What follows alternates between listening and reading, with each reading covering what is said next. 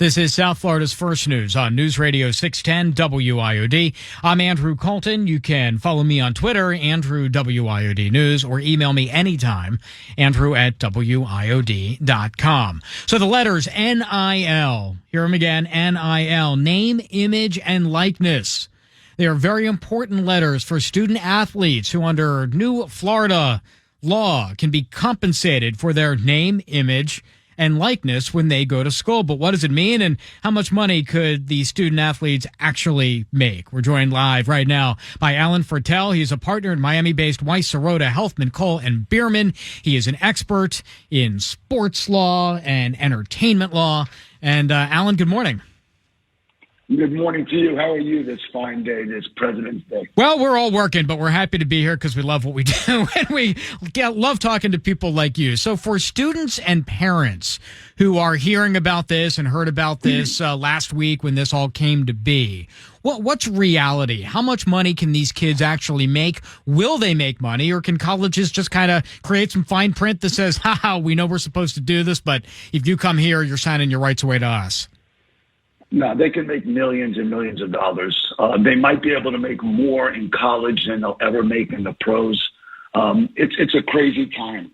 What happened here was Florida statutes were amended, and they amended the previous laws on name, image, and likeness, which allows college athletes to be compensated for their name, their image, and likeness without losing their college eligibility.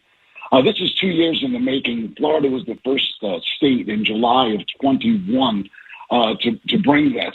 The original law was restrictive and ambiguous, and the idea behind this amendment was to protect the student athlete from commercial exploitation. The Senate and the House bill made it to the governor's desk without a single vote in opposition, which is crazy. And it brings Florida law more in line with what's happening around the country. So under this new law, the state's universities will not be able to pay players directly or recruits directly, or use NIL deals as an inducement for recruiting or retaining talent, which would still violate the NCAA rules. But the truth of the matter is that they do. This is the wild, wild west. Yeah. It's now, one of the amendments is that it now allows coaches to help facilitate deals for players.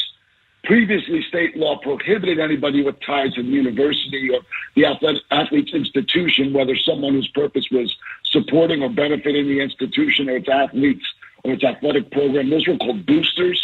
Yeah. Or an officer director or an employee in having any hand in causing compensation to be directed to a current or prospective college athlete for his or her name, image, and likeness.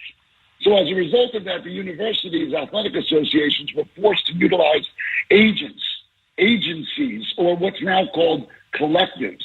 And that's a group of boosters who pool their money to pay college athletes. And that scenario has created what I call the wild, wild west. Numerous states have conflicting state laws. California allows high school students to receive money. Florida is only for college students. There's no cases on the books because these cases haven't yet been litigated or appealed. And that's how you have what's called precedent. So you have all these states' ambiguous laws and no enforcement mechanism.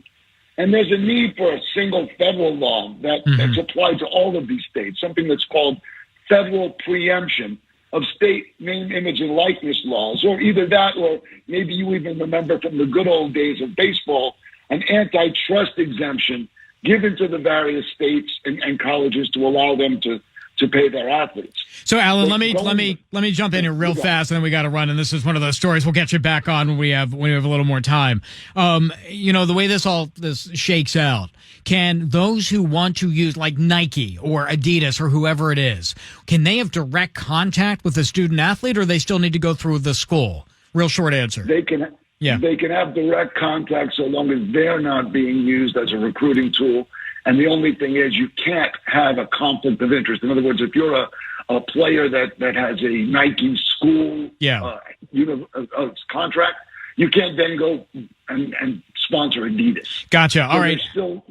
You got it. I was just going to say, Alan, thank you. We're out of time, but we're definitely going to have you back on. Alan Fertel, Miami-based law firm Weiss, Sarota, Helfman Cole, and Bierman. He's an expert with NIL law, and this is definitely going to be something we'll have him back on.